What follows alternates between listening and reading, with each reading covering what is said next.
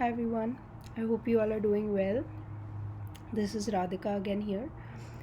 This video is going to be about like steps you can take uh, for for recovery after narcissistic abuse, and this is especially in that phase where you're kind of trying to change your life after you have already been through the anger and the resentment and all of that stuff, and basically now you are at the point where you think like, okay, I'm done with all this shit and I want to move ahead in life. But how do I move ahead? Because you've been in this pattern for like such a long time that it's difficult, right? You can't just suddenly wake up one day and be a completely new person.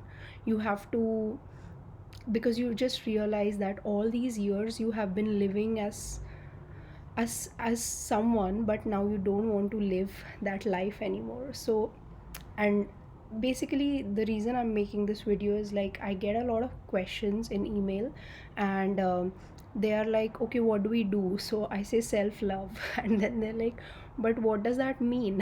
What do you mean when you say self love? And of course it means like having a good diet and vitamins and minerals and all that kind of stuff, sleeping well, caring for yourself before you care for others and things like that. But it's also like, um how do you know yourself? Because I write in emails like, okay, find out who you are and things like that, and which can be very confusing because like people are like, what do you mean find out who we are? This is who I am.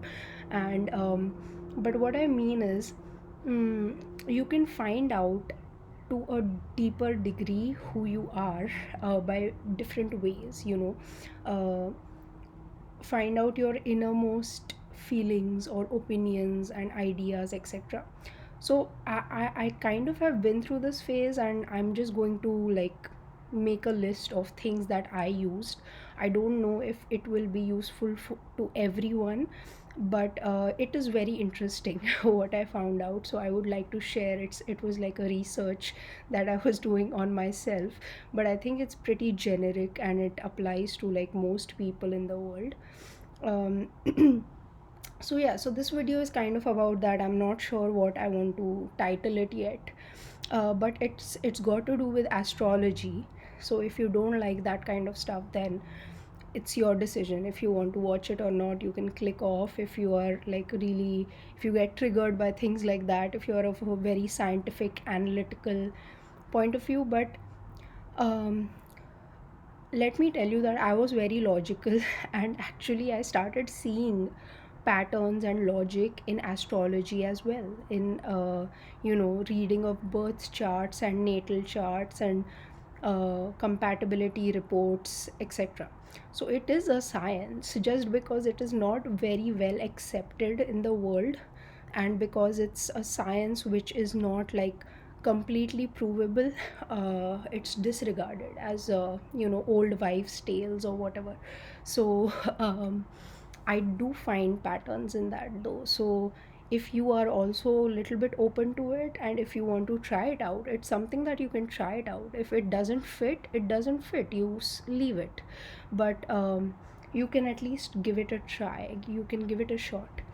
So yeah, so just for like an introduction, I wanted to say that when we are a kid, when we are a child, till maybe the age of 30 or 35 or 40 for some people, we the ego that develops in us, especially in childhood, is mostly picked up from our surroundings, from family, friends, school, our teachers, the kind of movies that we see, the kind of entertainment we are exposed to, etc.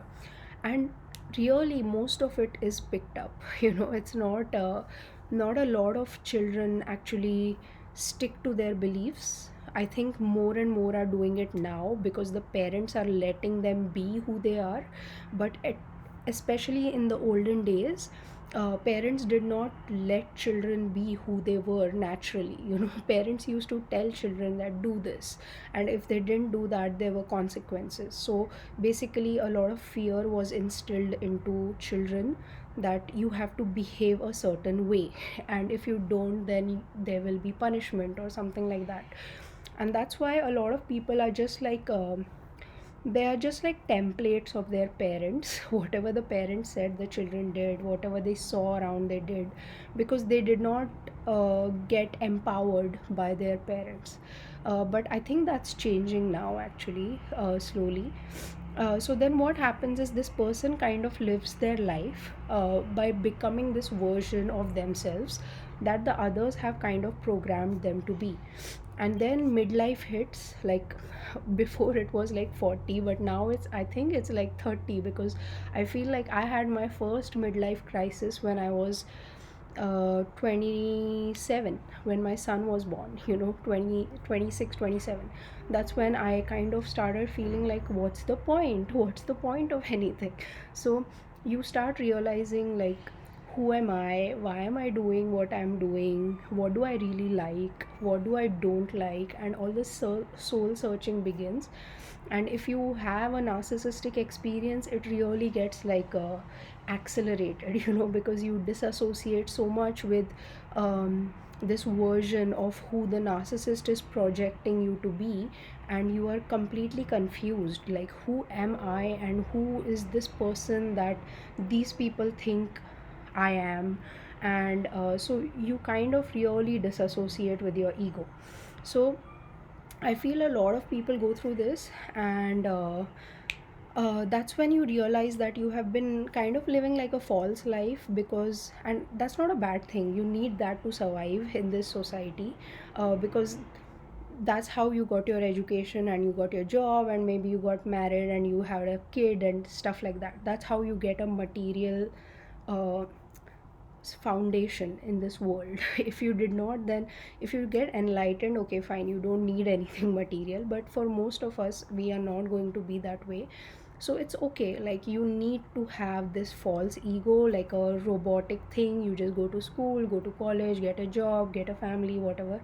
And then once you kind of have a material foundation, so your root chakra and your swadhisthana chakra to some degree are satisfied, and Manipur is satisfied, then you start moving up. So yeah, so it's not a bad thing. I'm not saying all parents are bad who make children do that, because probably even I would ask my son to get educated up to a certain degree.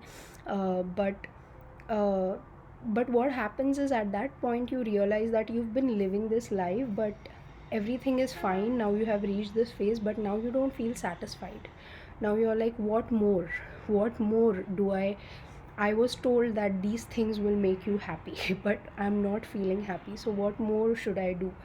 So at that point you go into this phase of like, okay, who am I? And spirituality and all that. Am I a soul? Am I this body? What am I? And things like that. And why do I undergo certain circumstances again and again in life? What's my purpose? And all these things, they come up. um, so yeah, so one tool that I had uh, for this is, you can actually make your own birth chart. And I'll add the link below. There's a site called Cafe Astrology that does it for you. So you can make your own birth chart. And I was actually never into this kind of stuff. All I knew was that my sun sign was Scorpio, and I didn't even know what is sun sign. I just thought, like, there's one zodiac sign. But then, as I said, like, I would get signs from the universe and I would follow them. It was like a, what do you say, it's like a mystery hunt, kind of a thing, that universe was playing with me. Because literally every day, whatever question I had, it got answered in my surroundings, literally every day. So I, for some time, I was under this continuous synchronicity period, where I really was feeling like the universe is full of magic. And whatever I asked, and I didn't even ask anyone specific, I just asked the question in my head. Like, I was also thinking, like, how do I know myself better? Because it's not something that you sit and you do. Okay, now I want to know myself better. It's not something that we all do every day. So I asked, and everywhere I would see like zodiac, and even the movie Zodiac, and signs like Scorpio and Aries, and basically the whole universe was kind of trying to put this idea into my head of, it was giving me hints, zodiac, different sun signs, moon signs, etc. And even on YouTube it started suggesting videos, although I did not click on a single video that was like this, but it gave me in a suggestion like some video that had zodiac stuff in it. So I was like, okay, let's try it. So I tried some video, and it started making so much sense, because I think I saw some random Scorpio video, not even like sun sign or anything. And I was like, some of it really does sound like me. And I know that a lot of people will say, oh, they say so many things, so obviously some part of it is going to sound like you. So if you feel like that they are just bluffing, then don't see it. But for me, I did find a lot of things which were very helpful including like, the weirdest thing is like Scorpio, it has different symbols, and the last symbol of it is the phoenix. So scorpions are supposed to like transform throughout their life, and the last stage of transformation is the phoenix, where they actually burn to the ashes and then rise again.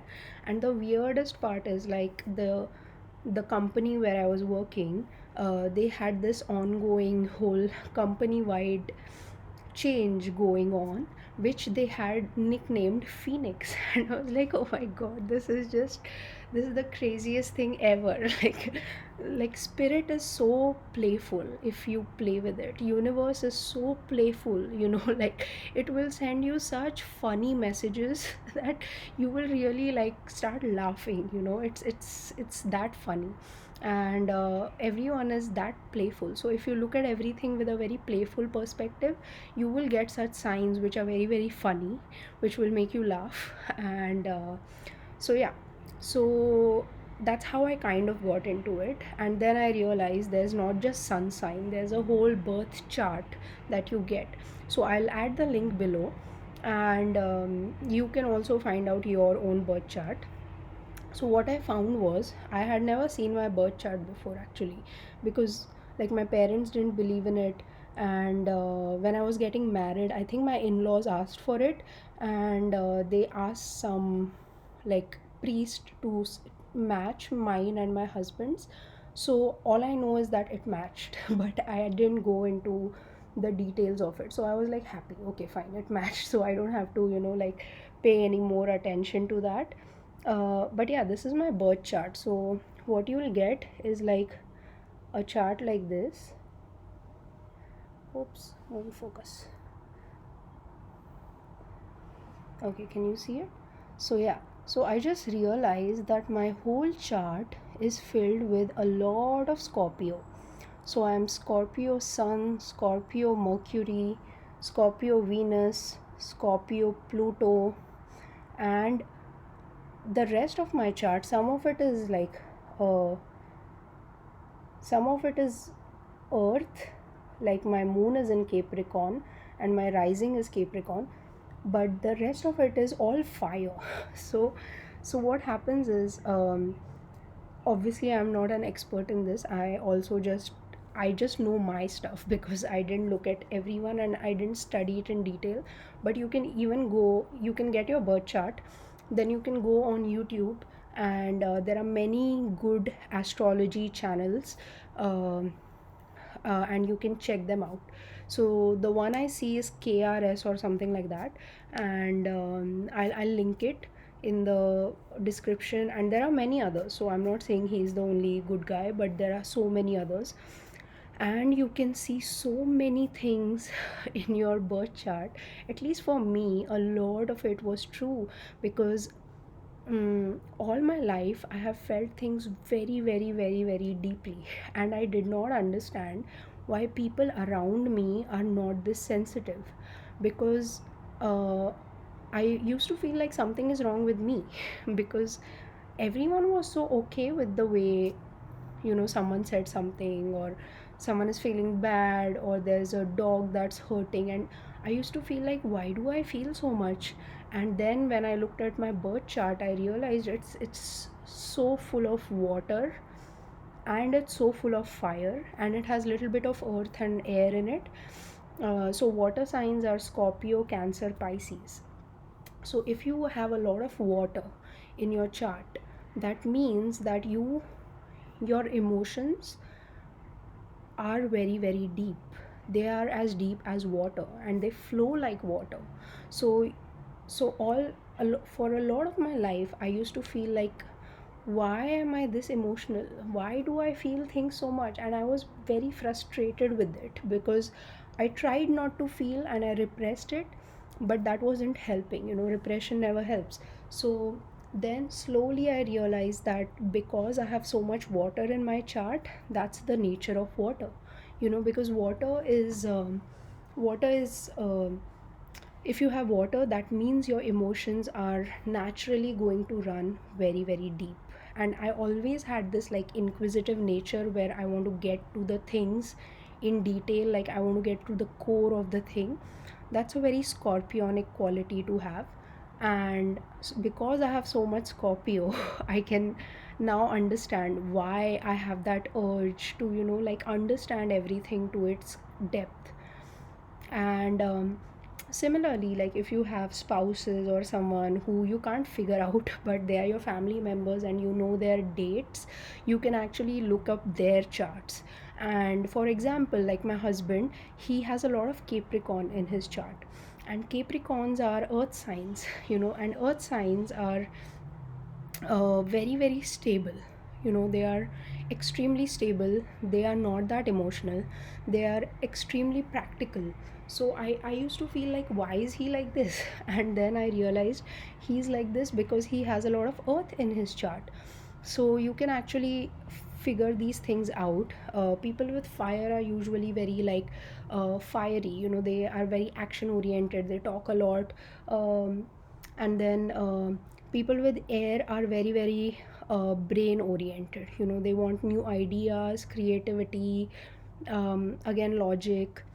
So it's very interesting, and every planet also represents something. So like Venus will represent your love life, or sun represents how you appear in this earth, moon represents your hidden emotions.